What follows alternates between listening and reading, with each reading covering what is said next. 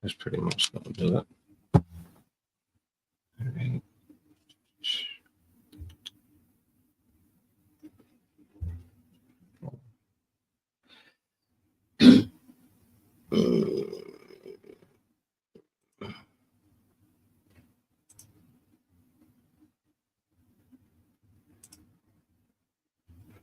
Add this other destination. So you should be going live on there as well. Slovakia. All right, that should do it. All right, let's clap it up. I'm just gonna get this promo video played. You understand? Time. Hey, listen, brothers and sisters, man. If you like what you hear, hit the subscribe button, man. Subscribe to this channel. And also, please go to ISUPK.com and pay your tithe. Drop me some cash so we can move around this planet like we need to, man, and do the things we need to do. They're one west. They're one west. They're one west. All right, let's clap it up. It's like a little bit ahead of myself. So Yahweh Hashem Yahweh Shai Barakatham to all the Akim, Yahweh Shema Alathan Hashem Yahweh Shai to all the Akwathim. We say Yahweh Hashem Yahweh Shai Barakatham to all Salakia Captain Shaparia and Officer Corrala Come, tuning in from Baltimore, the water. All right, this is the ISUPK, Israelite School of Universal and Practical Knowledge, Eastern Shore, Wednesday Biblical Law class. All right, we're gonna get into pretty much everybody's favorite holiday, everybody's favorite November holiday. All right, we're gonna talk about the truth of about this holiday, this so-called Thanksgiving. All right, we're gonna talk about whether or not this is a holiday or a tradition that is okay in the sight of the Most High. All right, whether or not this is something that we as the Most High's chosen people should be dealing with. All right, again, we're the ISUPK under command of General Yohana. Started out at 1 West 125th Street, Harlem, New York. And since 1969, the ISUPK has been teaching the truth of the Bible, that the Lord's chosen people, his favorite people on the planet Earth, are the so-called Blacks, Latinos, and Native Americans. All right. That is extremely important when you consider whether or not the God of the Bible would be okay with his children celebrating or participating in a holiday called Thanksgiving. All right. And it's not even so much what it's called. You know what I mean? Like, we also understand that the oppressor is the devil that the Bible speaks of. All right. So, and when we say the devil, all right, we're not talking about, what I'm saying, like what you see in the movies. We're not talking about Hellboy. We're not talking about, what I'm saying, that image that's commonly portrayed. We're just talking about someone who is an adversary. All right. Someone who's an adversary, someone who's a master deceiver. All right. Someone who's very deceptive. So even calling this holiday something like Thanksgiving, it sounds real innocent, don't it? You know what I'm saying? Like, who could argue with being thankful? Like it's such a deceptive title, even, you understand, for something like this. It doesn't even really tell the truth about what it's really about. All right. So here's what we're going to do. We're going to get straight into it, man, because I know everybody's, curious about what the hell these crazy men are talking about. Celebrating Thanksgiving is wrong. Celebrating Thanksgiving is bad. Celebrating Thanksgiving is something that, we shouldn't be doing.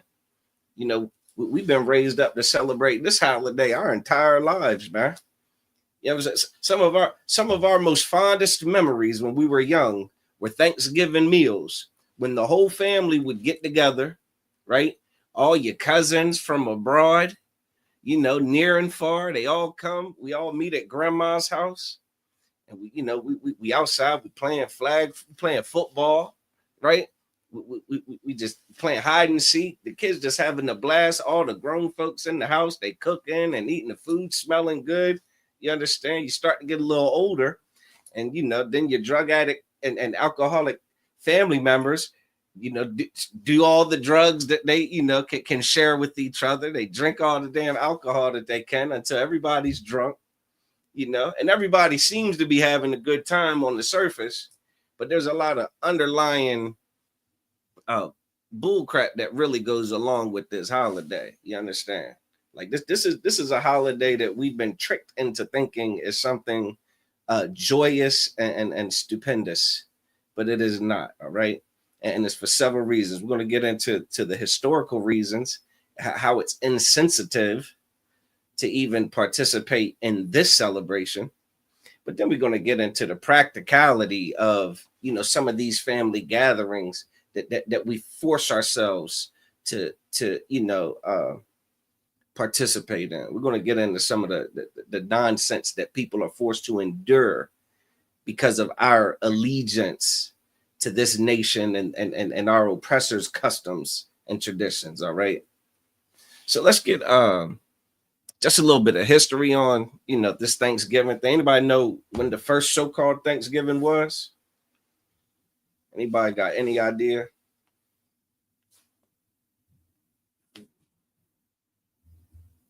No one. All right. So they say that the very first, well, all right, here's what you got to understand about Thanksgiving, right? Even the story of Thanksgiving is an easily researched, commonly accepted or known lie. All right. So Thanksgiving is supposed to be this commemoration of the pilgrims, the colonizers, right? The Europeans who come to North America and have a very friendly, peaceful meal with, I believe it was the Wampanoag Native American tribe. All right. That's how the story goes. That's what is depicted in all the so-called Thanksgiving Day pictures. All right. Like that's what you'll see images of. It's that feast where the pilgrims and the so-called Native Americans are just sitting together having a good time. Well, you can do it. Doesn't take much research to find out that, okay, even that story was created years and years and years and decades after. You understand? Like they came up with the story after they had these practices and they had the idea that they wanted to do something annually. All right. They come up with this backstory to kind of, I don't want to say whitewash it, but to try to make it a pretty picture instead of the real picture. You understand? One thing, I guess, just if we want to just take a quick look at what this tradition actually is, and I'll tell you, let's do it like this. Let's do it like this. Let's do it like this. I'm gonna share my screen real quick. And this will just give you a quick idea of what's going on with these feast days. Yeah, Alizah 1621. But that's the date they backdated that history. Like they put that, they stamped that date in there like kind of arbitrarily. You see what I'm saying? But this is all Thanksgiving is, and we really need to wrap our minds around this. I'm gonna share this screen real fast. Give me 2 seconds. All right, present.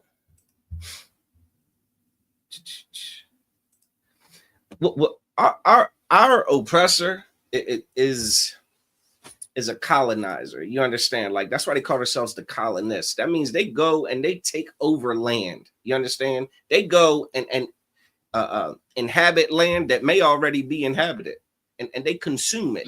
They take over it. It now belongs to us. They steal it. They take charge of it. It's the way that they've always been historically. It's a thing that they can't stop doing. It's a thing that they'll continue to do until there's nothing left on the face of the earth. And then you know what they'll do?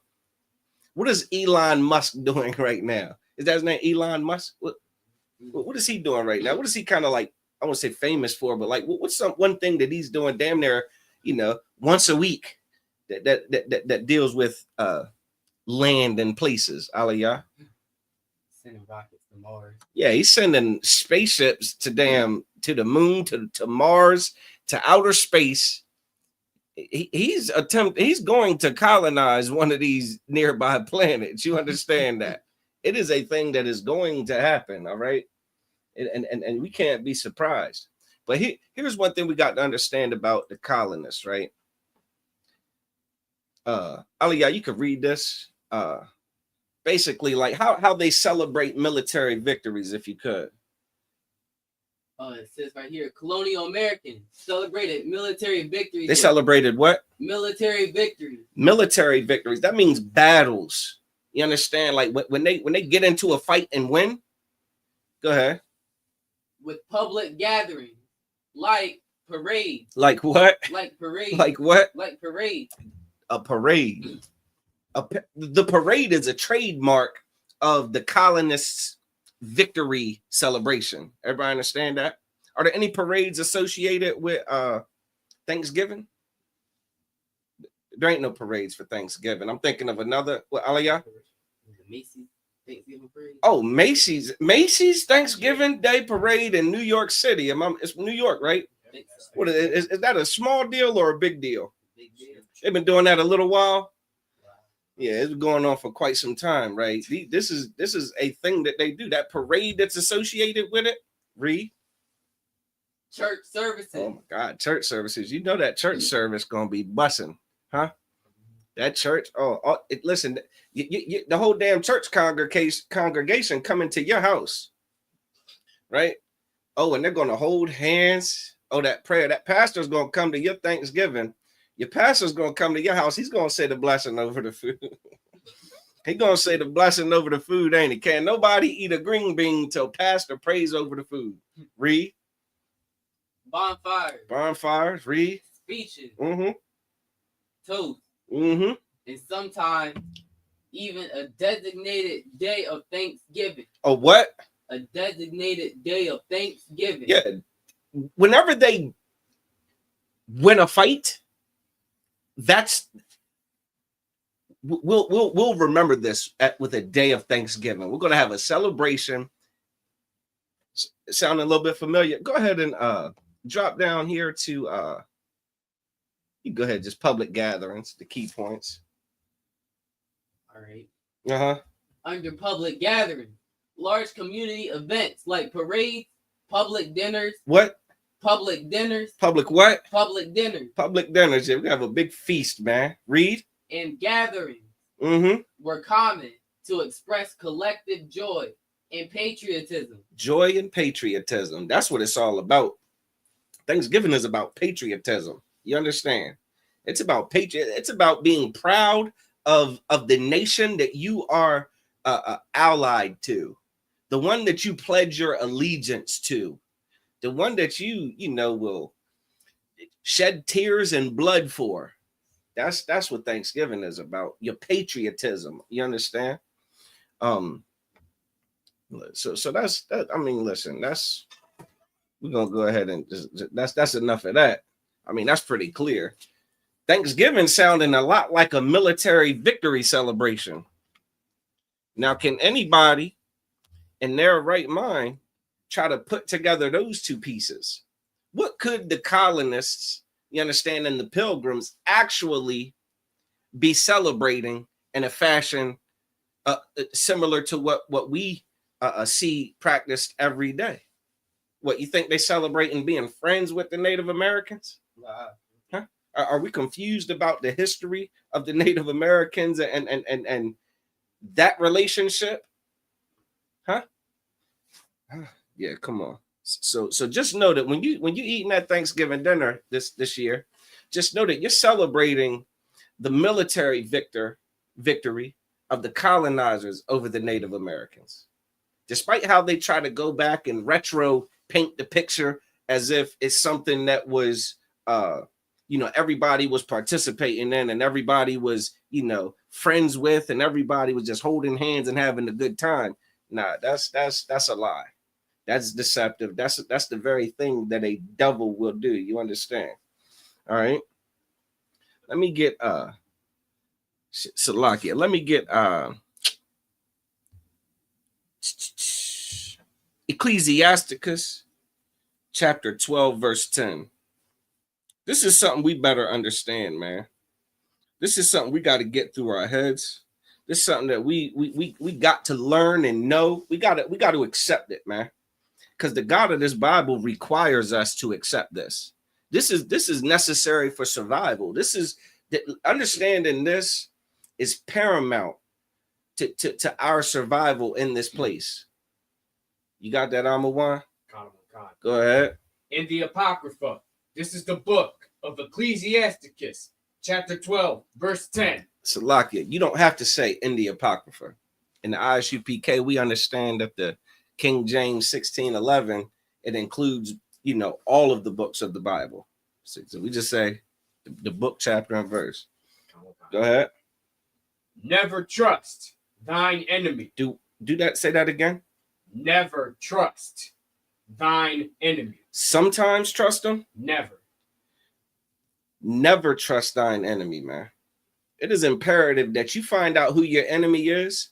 And once you identify who your enemy is, you are required to not trust them. That is necessary. That's necessary for damn survival sake, right? Commonsensically. And damn, in the wild, huh? Does the gazelle trust the lion? Why not? Huh? Why wouldn't the damn gazelle trust the lion? Aliyah? Because the lion's going to kill the gazelle. What? Because the lion is going to kill it. Is the lion thinking about why it kills it? Like, is it a thing that can the gazelle reason with the lion? Can the gazelle say, you know what? Come on, man. Listen, I've had a long day, brother. Don't eat me, man. Don't chew my legs off and rip my stomach open and eat up all my innards. Don't do that. Today's just not the day, man. Come on, bro. Just be nice. Have a heart, huh? Have a heart, man. Does that work in the wild? No, that does not work, man. The gazelle should never trust that lion. Why? Because that lion's sole purpose is to devour that gazelle for survival's sake.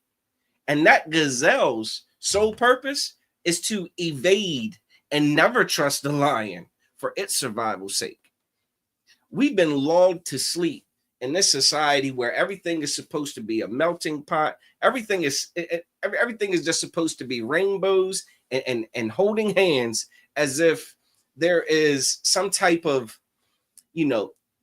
mutual, peaceful utopia that can be achieved.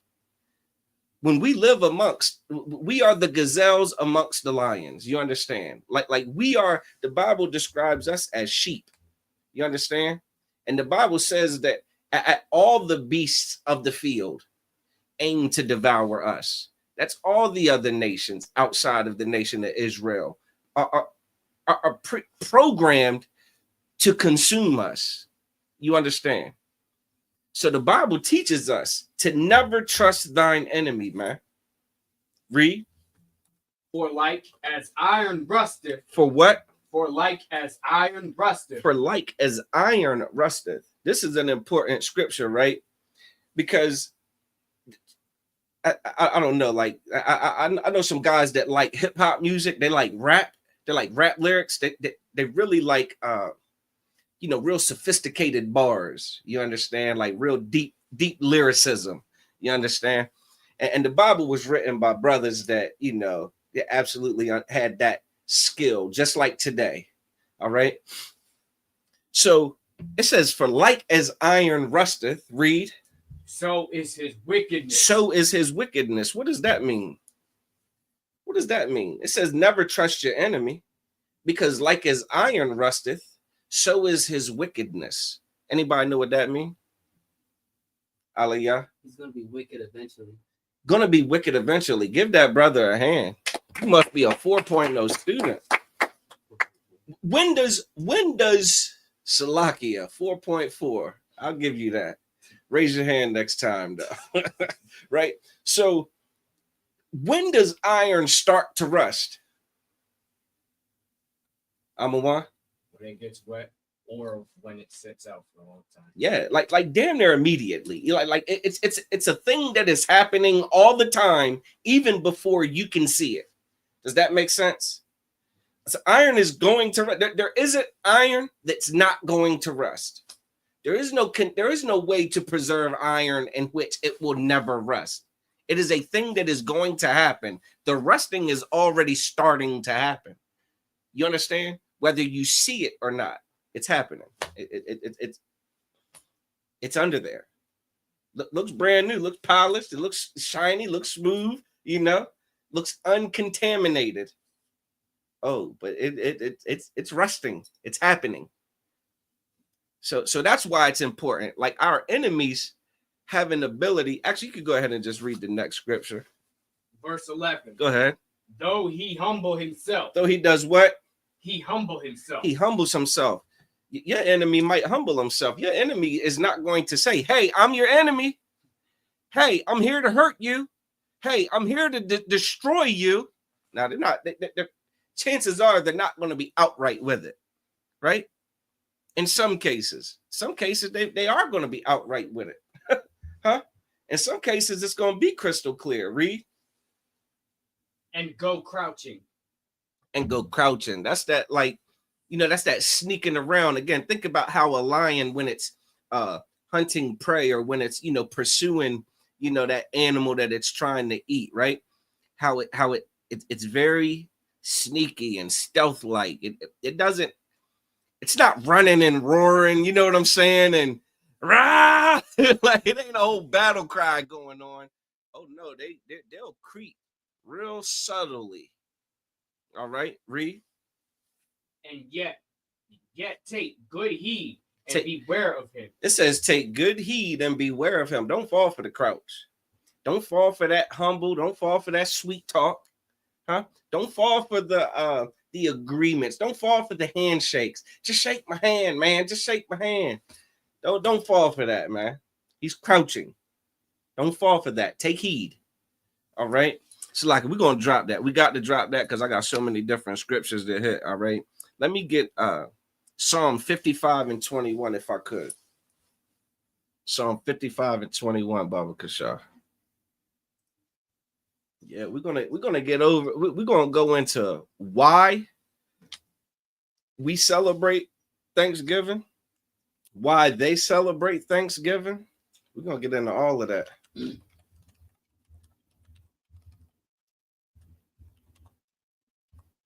Go ahead. Psalms chapter 55, verse 21. The words of his mouth were smoother than butter. Read that again. The words of his mouth were smoother than butter. The Bible says that the words of his mouth are smoother than butter.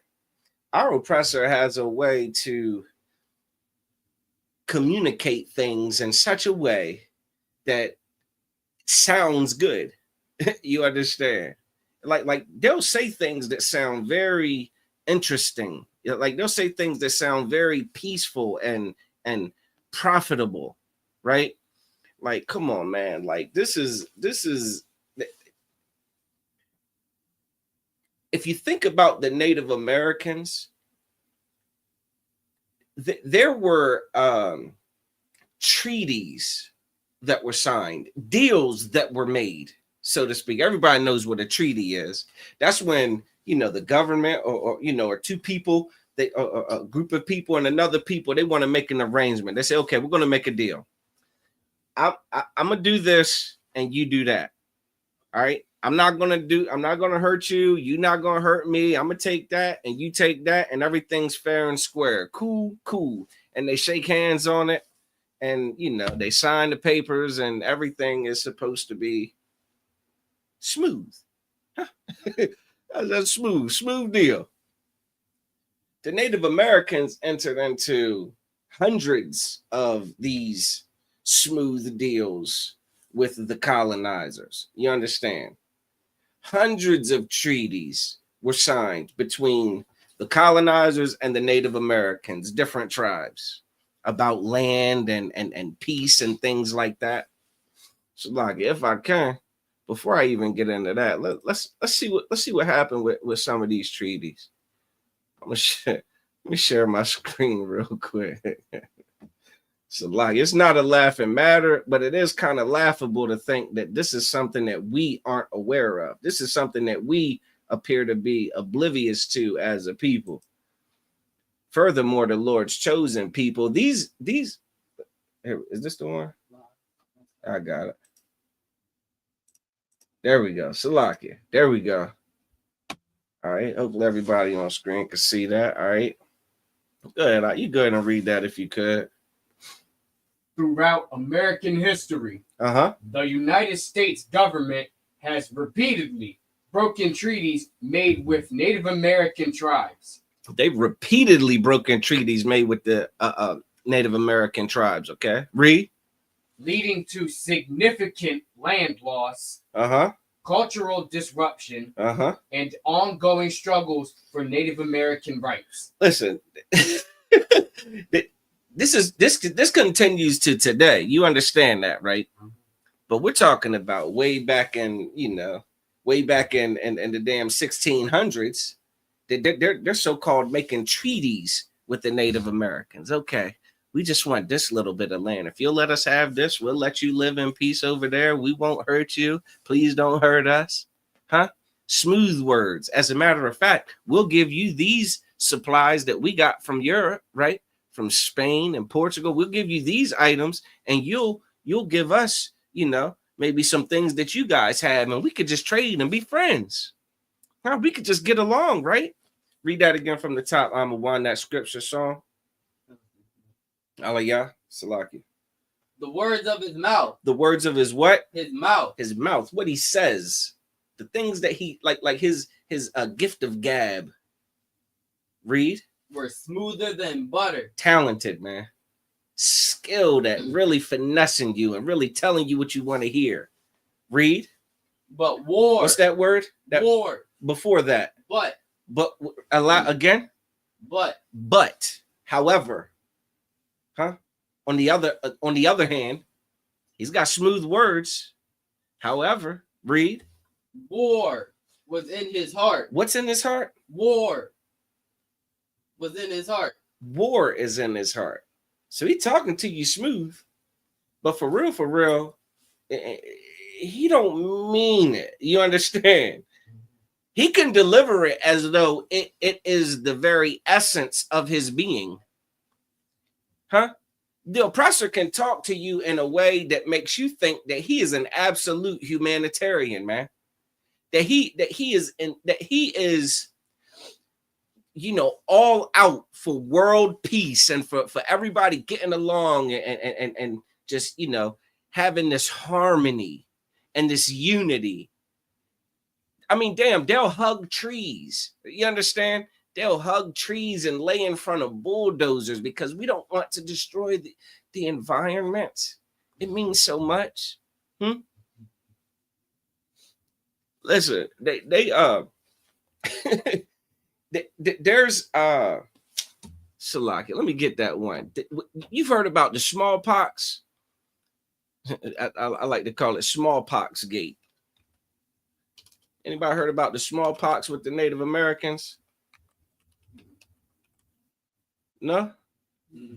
No sweat. Welcome to class. All right. Go ahead and read. I'm gonna stop sharing that other one. Here we go. And I'm gonna share this one. Salakia. His words are smoother than butter, but war is in his heart. Read this. The smallpox blanket controversy. The smallpox blanket controversy is a debate over whether the U.S. Army or British gave smallpox contaminated blankets to Native Americans. All right, read the next part. This is under the U.S. Army. Ward Churchill, an ethics studies professor, claimed that the U.S. Army distributed blankets to the Mandan Indians in 1837. They did what? Distributed blankets to the Mandan Indians in 1837. Right, they distributed these blankets, right, to the Indians, right, to the Native Americans. But here's the issue. The blankets were contaminated with smallpox. The blankets, it was in essence biological warfare. You understand? It was a very early account of biological warfare where a disease was intentionally dispersed amongst a certain population that they wanted to have a negative impact on. Does that make sense? That's a perfect example. Oh, y'all cold? Y'all chilly? Y'all shivering? Here, come get some of these blankets out of this hazardous, box. Come get some of these blankets. Get warm. You understand? Salagia. It says war was in his heart. Got one more screen to share if it ain't too much trouble. What is it? Let's try this one here. All right. How many Native Americans died as a result of colonization? Go ahead. According to the research from University College London, an estimated 56 million indigenous people in North, Central, and South America were killed due to European colonization, representing roughly 90% of the indigenous population at the time. You know what a good word for that is? That damn near extinction, genocide, eradication. 56 million, roughly 90% of an entire people unalived because of a colonization effort. Let that sink in for a couple seconds. Let that really sizzle in your spirit, is what they say sometimes. 56 million, 90%. Let those figures resonate inside of that empty skull of yours as you go to devour your damn mashed potatoes and gravy and that dried turkey and that Smithfield ham. Let that sizzle in your spirit. You're celebrating the death of 90% of the Native Americans, man.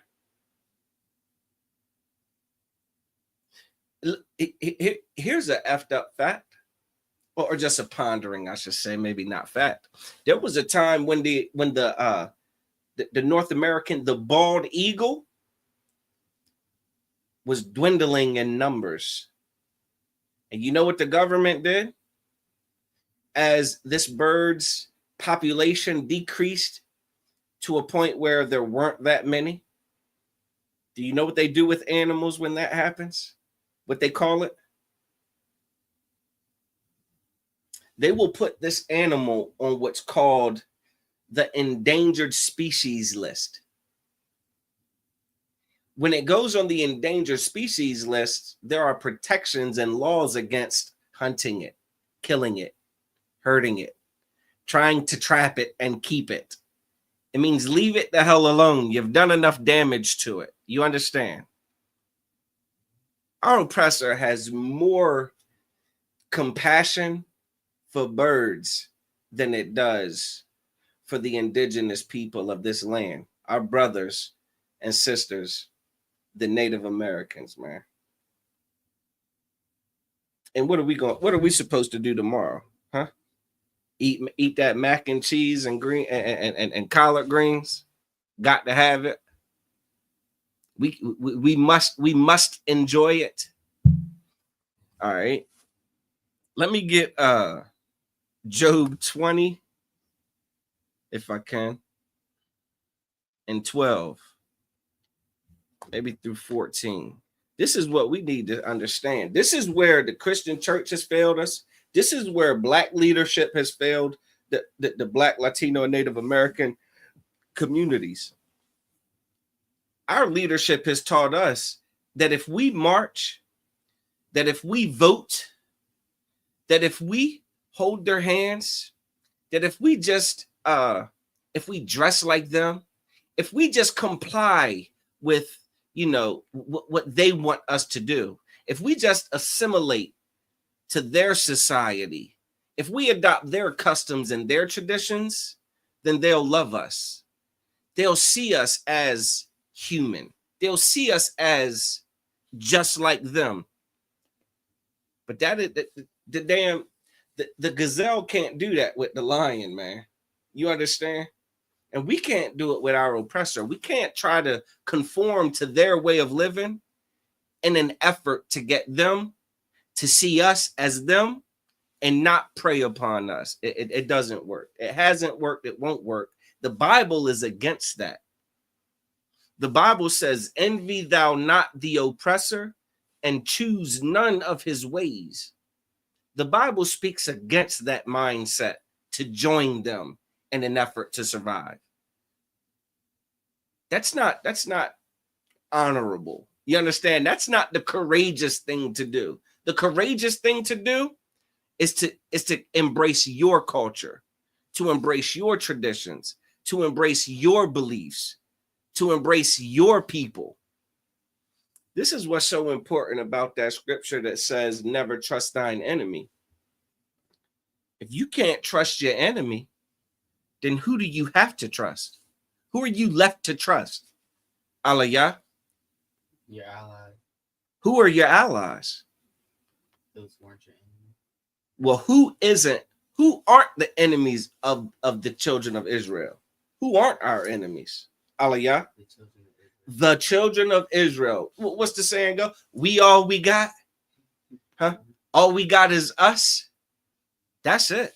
We don't got nobody. There's no other culture or nation or philosophy that is going to protect us like we would be able to protect ourselves inside of our own culture. You understand? Like there's nothing else outside it. Everything else outside of it is one, childish and ridiculous, insensitive, dare I say traitorous.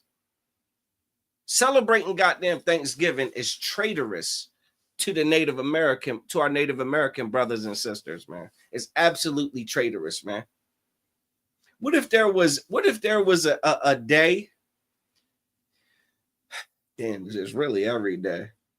But what if there was an actual day that celebrated slave masters owning slaves? What if there was a day of the year where, in the South, they had this big feast to celebrate all the slaves that they have and all the profit that they're able to gain behind this massive slave labor force? What if there was a day that they celebrated all of that prosperity and that power over the so-called blacks in America? Would you feel some type of way if the Native Americans were sitting at the table ready to get down? Huh? Would you feel some type of way, wouldn't you? It'd be egregious. It'd be offensive to side with the enemy when they hurt our brothers and sisters, man. 90%. 90%. 90%. If it's 10 people that 9 of them gone.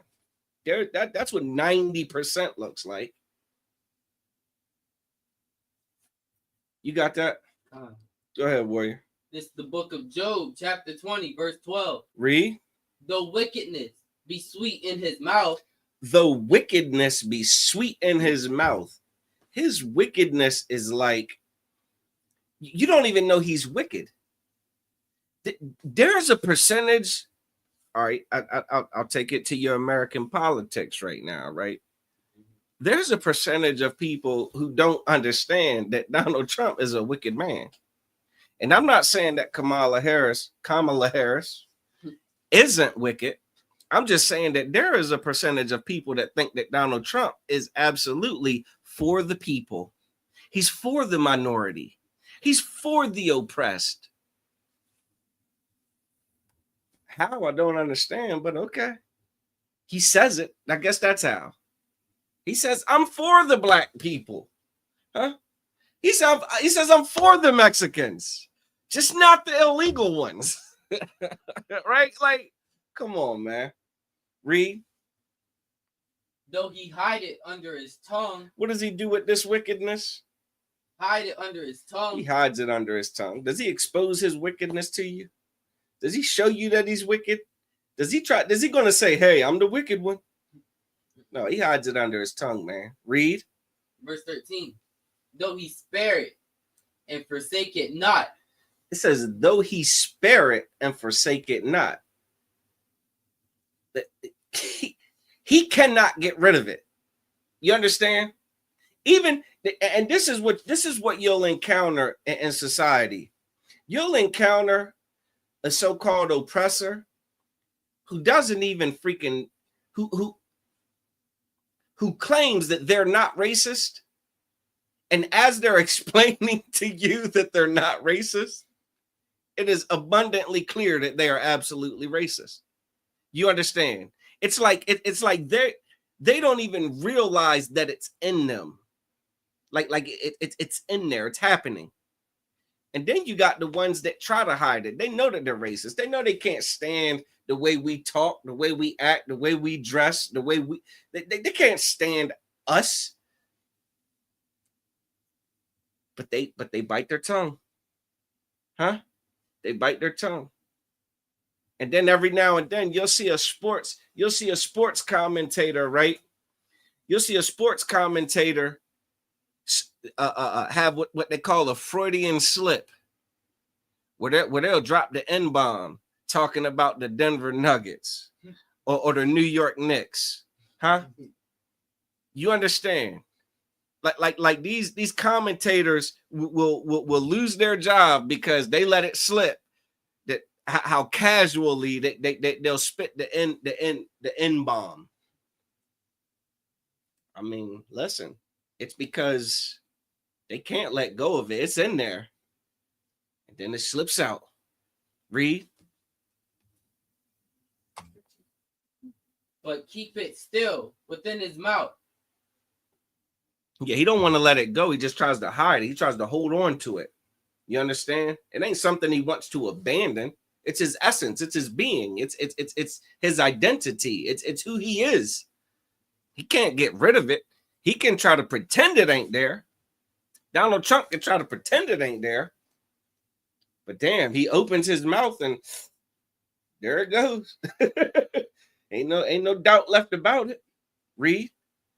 Verse 14. Yet his meat in his bowels is turned.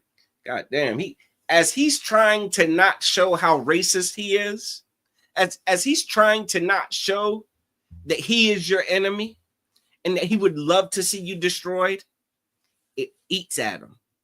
You understand? Like it's damn, it's like an itch that he can't scratch. Read. It is the gall of asps. It is what? It is the gall of asps. It is the what? It is the gall of asps. It is the gall of asps. An asp is a snake. It's a venomous snake. All right. A gall is the gland in which the venom is produced. You understand? It's the part of a snake that makes the venom, that when they bite you and inject the venom into you, it kills you or harms you or hurts you. You understand? And that's his wickedness. That's our enemy's wickedness. That's his being. He can try to fight it all he wants. He can try to hold it in. He can try, but it's going to come out. Just like as iron rusteth. You understand? So this is a dangerous person that we're dealing with. This is the person that will make a treaty with the Native American Indians and break virtually all of them. You understand? Unalive, 90% of them. 56 million of them. Damn, how many, I'm going to say it, I ain't on TikTok. How many Jews died in the Holocaust? Anybody know? How many Jews died in the Holocaust? Anybody know? I want to say it's a couple million. What is it? I'm a wine. Without looking. Read it. I remember from my history class, it should be about 6 million. 6 million. Okay. 6 million Jews died in the Holocaust, and there was a whole goddamn World War II. 56 Native Americans die, and there's what? A goddamn dinner?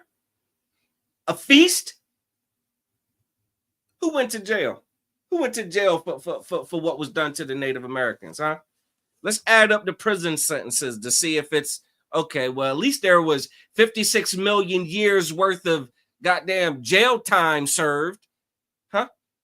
How much jail time was served for what was done to the Native Americans? None? No, but we gonna eat mashed potatoes because of it. Eat damn turkey because of it.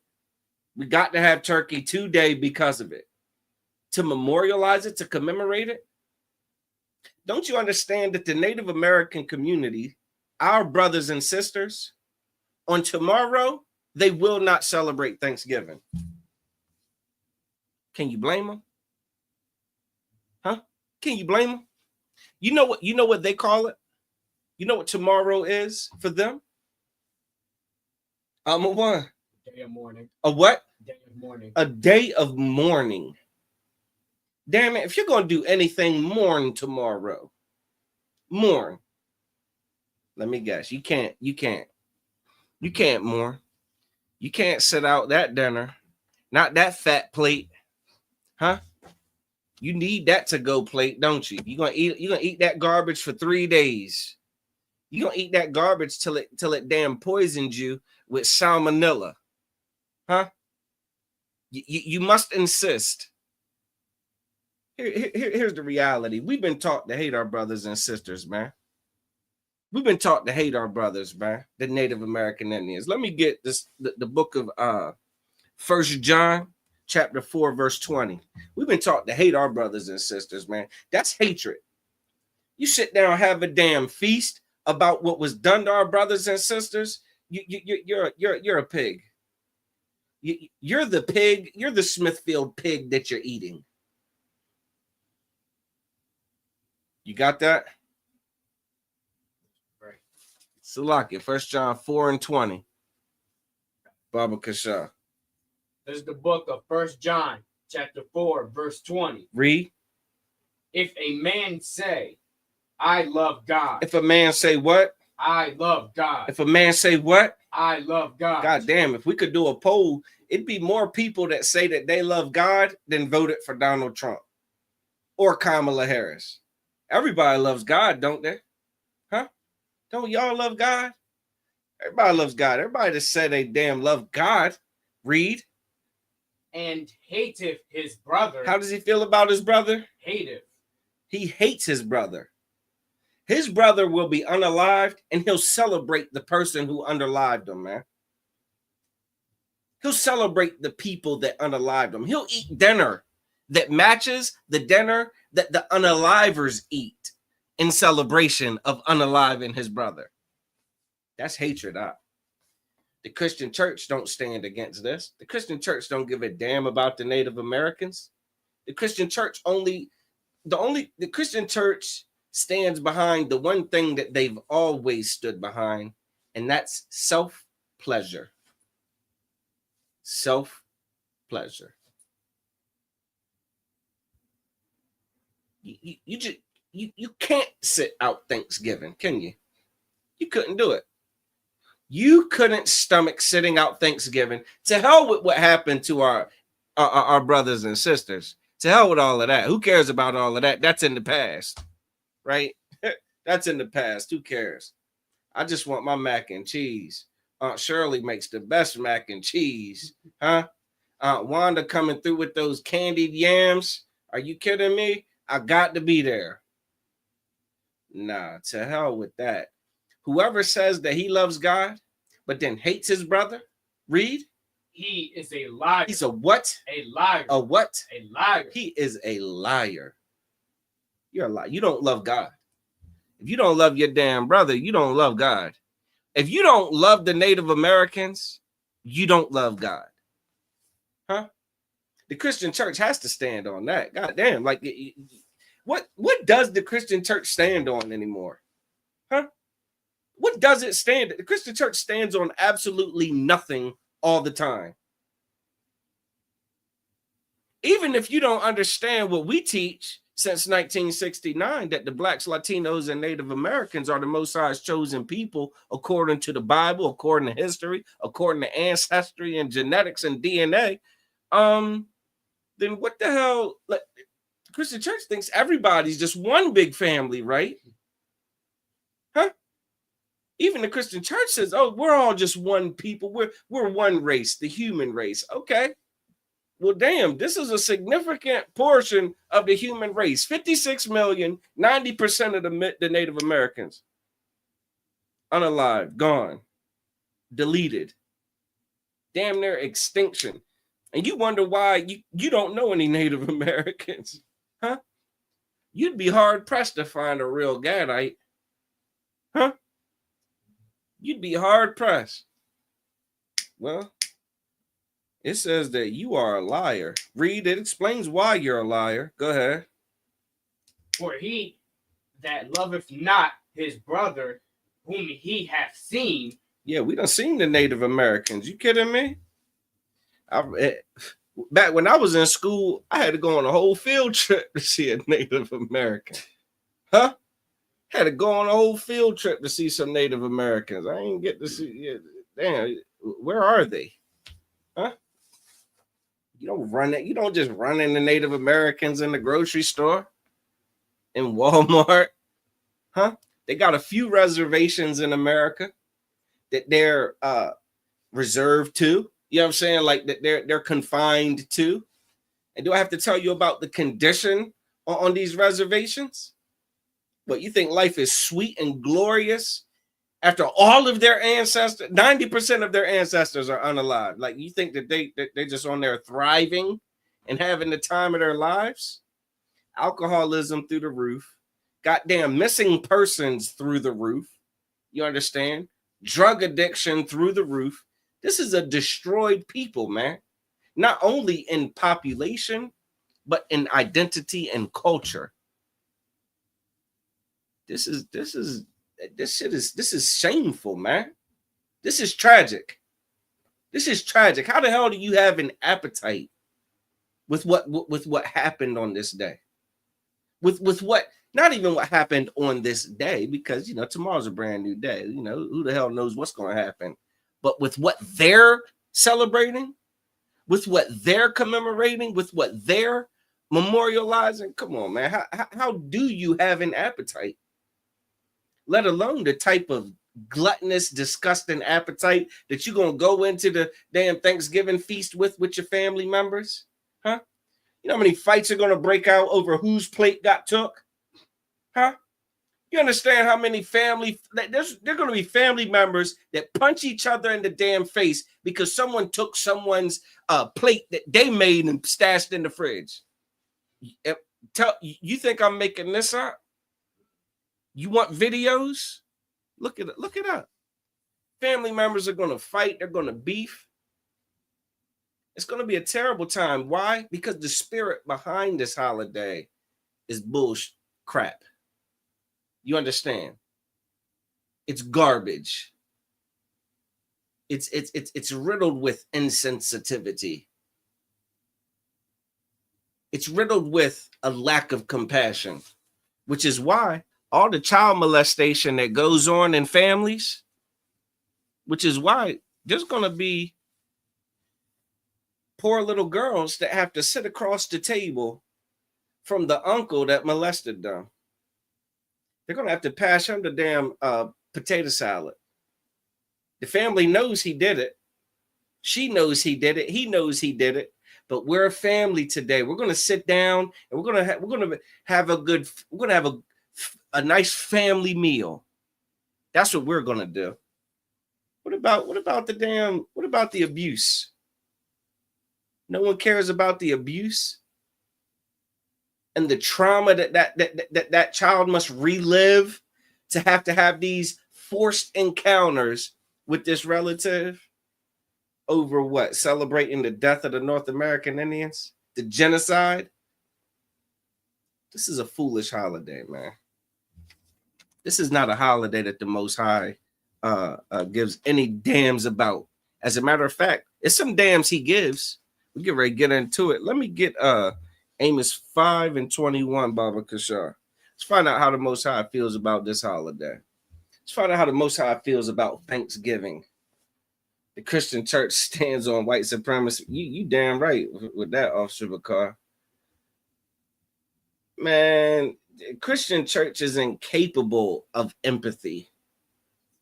The Christian church does not understand empathy. They don't know about the pain and plight of others because they're just so superstitious and so wrapped up in fantasy that they don't have a real moral compass. You understand?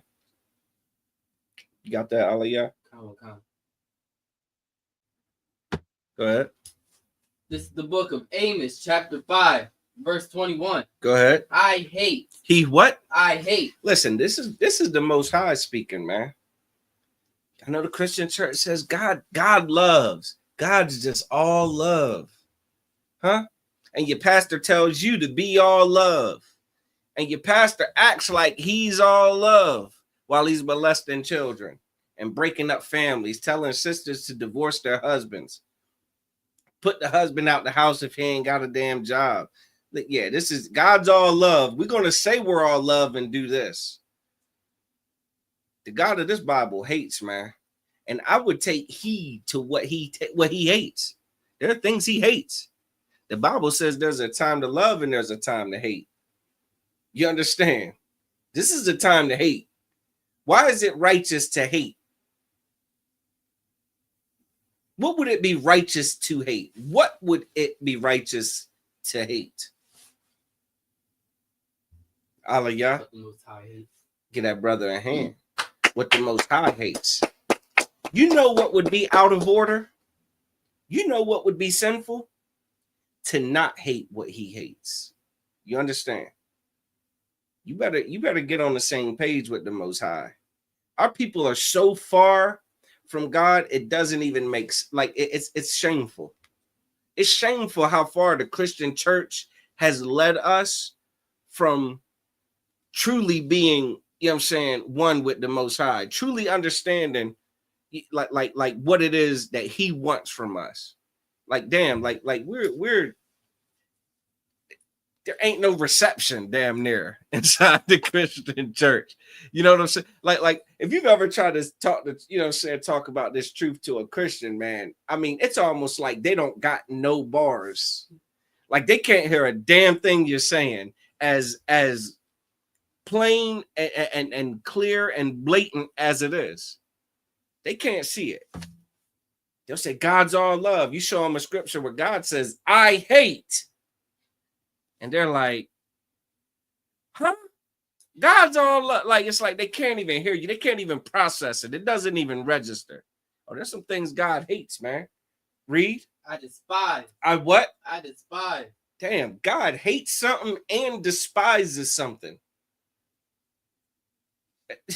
Listen, in literature, when someone is repetitive about a thing, it's to add emphasis. You understand? So, like, you know, hate is hate. Everybody knows what hate is. Despise is a strong feeling against something. You understand? It's hate as well. So God hates something and has a strong desire against it. Read. Your feast days. Our what? Your feast days. Our what? Your feast days. Our feast days, man. These damn days that we come up with to celebrate. This damn nonsense in November every damn year, commemorating celebrating. I need to stop saying commemorating. That's not the appropriate vocabulary for it. Celebrating the death and genocide of the Native American Indians, man, it is damn shameful, man. God hates our feast days. These are the things that we'll feast to, huh? These are the things that we'll, make have all this food brought together and bring everybody together and celebrate. This is the bull crap that we'll come up with. And God hates it, man, because we can be so stupid and juvenile and insensitive and traitorous. Those are brothers and sisters, man. Those are our brothers and sisters, man. And we're gonna eat, smash yams, pause, I guess. We're gonna eat all the sweet potato pie, huh? Gotta eat all the sweet potato pie. Come on, man. It's disgusting what we do. Read. And I will not smell in your solemn assembly. I will not smell in your solemn assemblies. The Most High, He is not going to be there when your family has the audacity to everybody gather around, everybody hold hands, everybody circle up, hold hands. We're gonna pray. We're gonna bless the food. You think God's there as you bless this traitorous meal? How far can we be from reality when it comes to the Most High? How far can we be from the God of the Bible?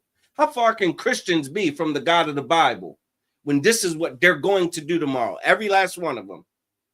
They mark this on their calendar. It's their favorite thing to do. Cook a big meal? Huh? Big Mama is going to put her foot in it, is what they'll say. You know what they say? When the God of the Bible hates this assembly, He hates this feast, He won't be there. The scripture says that he that turneth away his ear from hearing the law, even his prayer shall be an abomination. God hates when you pray to Him. You kidding me? You kidding me? You wonder why your damn family's in shambles? You wonder why everybody in your family's in jail? Everybody's molested. Everybody hates each other. Everybody talks about each other in their separate group chats. Everybody can't stand each other. They come together and pretend that listen,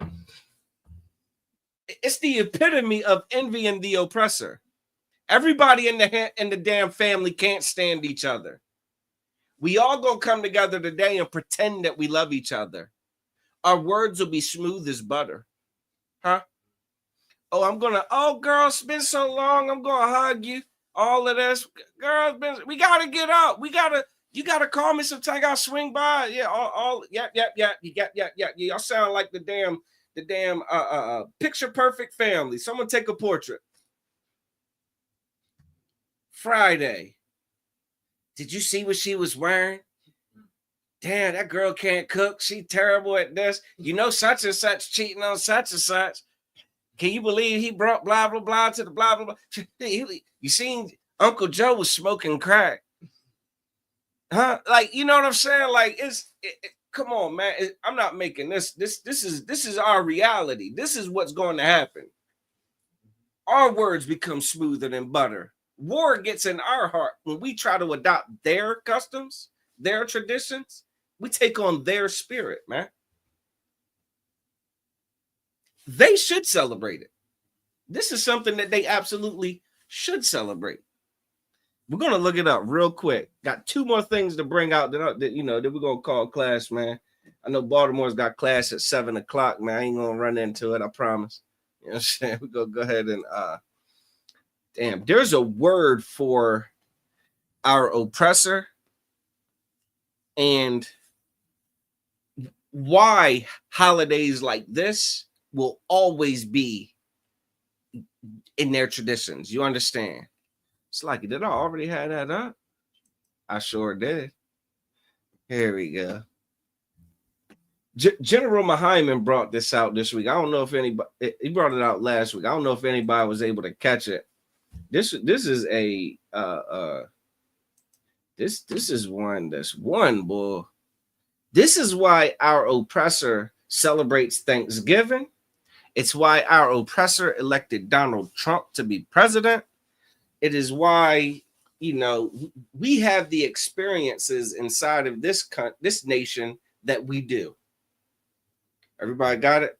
Oh, yeah, if you could read that for me. That word is Schadenfreude. Schadenfreude. Oh, let me see if it'll read it. I think it's got it. Everybody listen. I don't know if y'all can hear this. Schadenfreude. Schadenfreude. Everybody understand? Schadenfreude. What the hell is Schadenfreude? Read that. Yeah, sure. Schadenfreude, the emotional experience of pleasure. Of what? Of pleasure. Of what? Of pleasure. Of pleasure. It's when you feel good. Huh? Schadenfreude is when someone feels good. Read. In response to another's misfortune. In what? In response to another's misfortune. In response to another's misfortune. So someone else is suffering, someone else is hurt. There's a people who are going to enjoy that. Their lives might suck as well. Huh? Their lives might be hell. But if your life is hell, it makes me feel better. That's Schadenfreude. That's your oppressor. That's why they oppress. You understand? That's why oppression and racism will never go away. It is a thing that is required amongst our enemies. It's the thing that it's their dopamine. You'll like that one, won't you? It's their dopamine. It's the thing, it gives them that good feeling, that euphoria. That's why Donald Trump won the election. White people knew that Donald Trump is not going to change their lives. He's not going to change the economy. He's not going to change their existence. No. None of that. How do we know that's not going to happen? Because he was already there for 4 years. And there was no drastic change. You understand? There was no utopia. But Donald Trump promised to hurt the so-called Mexicans, the so-called Latinos. He promised to hurt them. He promised to mass deport them. He promised to cut the benefits that people receive. And people voted for him because there are people who are going to freaking suffer. And that makes them feel good. Even if the suffrage affects them. Even if they're going to get hurt by it, they'll feel good that you're hurt by it. Now, that's what you better understand about your enemy. That's what you better understand about Thanksgiving. That's what you better understand about why they'll always celebrate that. This is a joyous holiday for them. We unalived 56 million Native Americans, 90% of them. Imagine if we had to deal with a population of 56 million Native Americans. Oh, this land would be terrible. We got to get rid of 56 million of them, and then the remnants of them that remain are in shambles. Yeah, this is I'll feast today. Today was a good day. You know why? That's why they celebrate it. You know why we celebrate it? Stockholm Syndrome. Do we got to look up Stockholm Syndrome, or have we gone over it enough to where everybody gets it? Huh? Yes. Since I'm in here sharing. I'm using this technology, man. I'm inspired. Baltimore, they be holding it down with the tech, boy. They be sharing screen and putting the scriptures on the joint. I ain't got it quite down like that, but I'm gonna step my game up. All right. Everybody see that? Someone read Stockholm Syndrome for me, Baba, because Stockholm Syndrome is a psychological response that occurs when a victim of abuse or captivity develops positive feelings toward their abuser or captor. It's a psychological response that occurs when the victim of abuse, the people that have been abused, the people that have been oppressed or in captivity, develop positive feelings toward their abuser or captor. We're glad that our oppressor destroyed the Native Americans. We're glad that our oppressor got its independence from Great Britain. You understand? They celebrate, our oppressor celebrates Christmas, then we'll celebrate Christmas. Our oppressor celebrates New Year's, they have a party, they have a good time, then we'll celebrate New Year's. You can read the explanation if you could, just quickly. It's a coping mechanism. It's a what? A coping mechanism. A coping mechanism. If you don't understand psychology, I'll make it kind of simple for you. It's what you feel that you need to do to survive. It's how do I get through this? Do I fight? Huh? Do I square up? Do I kill him? Do I stab him? Do I shoot him? Do I gouge his eyes out? Huh? Do I rise up? Do I go to war? No, those could be dangerous. Those could backfire on me. That could hurt. That could be difficult. Well, what if I emulate him? What if I act like him? What if I try to become a mirror of him so that he sees me as himself and he might be less cruel? They might be less violent. They might be less aggressive. It's a coping mechanism. You can read. It's a coping mechanism that can develop over time in situations like child abuse, relationship abuse, or sex trafficking. Come on, man. If you want to understand Stockholm Syndrome, you can't study Stockholm Syndrome. You can't read up on Stockholm Syndrome and not see Black, Latino, and Native Americans in the description when it comes to our oppressor. You can't. You wonder why we have the traditions and the customs that we have, and we do the things that we do. It's because we've watched the people who oppress us do things to us, and then we turn around and do those things. It's why your parent beat you with a belt. You understand? It's why your parent put a belt to your backside. Where does that lashing come from? Where the hell do you think that derived from? Huh? Getting lashed with a damn leather belt. Oh, it ain't reminiscent? What of what? Slavery. Yeah, slavery. You understand? I mean, I don't know how much more clear I can make this. I mean, I'm trying to. All right, got two more scriptures. This goes to Schadenfreude, okay? Proverbs 4:16, if I could, Baba Kasha. Proverbs 4:16. And then Aliyah, you can get me Psalm 137:3 if you could, and then we'll call it. I'm a wine. You got that? This is back to the Schaden. Hell's the word? Schadenfreude. Go ahead. This is the book of Proverbs, chapter 4, verse 16. Go ahead.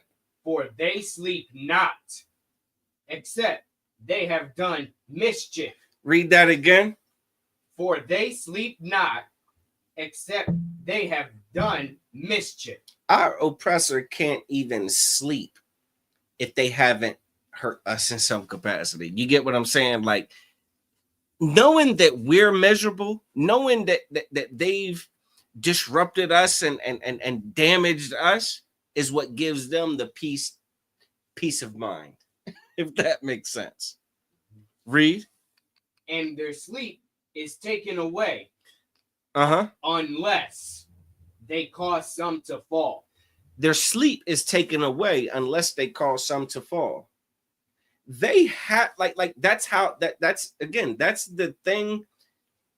It's the, dare I say, genetic thing within them that drives them to hate us and to prey on our downfall. You understand? Like, it's the thing that they can't describe, they can't explain it. They might not even understand that it's there, but it is. But it's that thing that, okay, when bull crap happens to them, I don't know why. I don't feel sorry for them. I don't feel bad. I don't mourn. I don't cry over it. I don't lose sleep. As a matter of fact, when things happen to them, that's when I sleep. Huh? Donald Trump supporters got so much sleep knowing that Donald Trump is going to hurt the so-called Latinos. You understand? Like, it's what it is. And Stockholm syndrome is what makes us go along with it. Here's the last one, man. Psalm 137:3. Aliyah, if you could, Baba Kashah. This is the book of Psalm, chapter 137, verse 3. Understand two things. If you're not in the truth, right, in the ISUPK under command of General Yohana, this is what you're going to experience, right? One, there's an absolute societal peer pressure that you participate in this holiday. There is an expectation that you participate in this holiday. It is, everybody's like, what the hell is your problem if you're not doing this? You get what I'm saying? That's a thing. There's going to be a familial peer pressure. Your family, your mother and your father are going to demand that you participate in Thanksgiving, man. You have to be there. What do you mean you're not coming? Here's what Christ said. Christ said that if any man love his mother or father more than me, then he is not worthy of me. You understand? Christ understands that familiar peer pressure is not an excuse. It is not a justification. No matter how many more years grandma or grandpa has left on this earth, and this could be their last Thanksgiving, who gives a goddamn? You do not do the things that the Most High hates. That it is imperative. It is absolutely, it's non-negotiable. You do not have the liberty to sin against the Most High and to piss him off. It's not in your best interest. But society demands that you do it. And this is it. Read it. It's in the scriptures. You got that, warrior.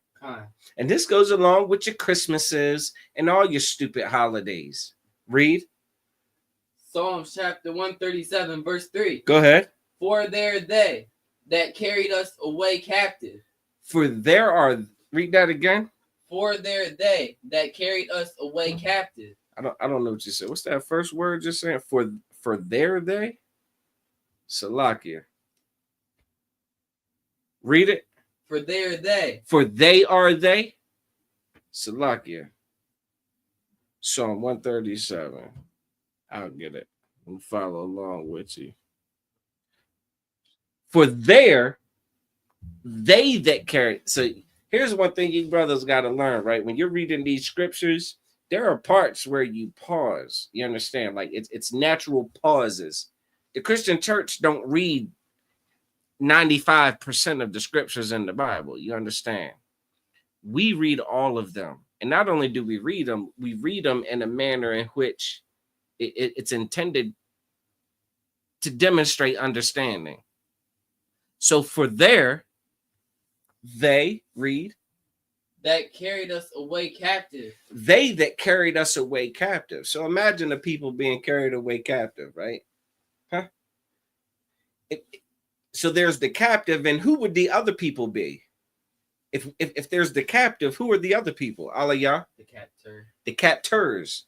The oppressors. You understand? Read. And this is talking about what the captors. This is speaking about the captors. For there, They that carried us away, them, read.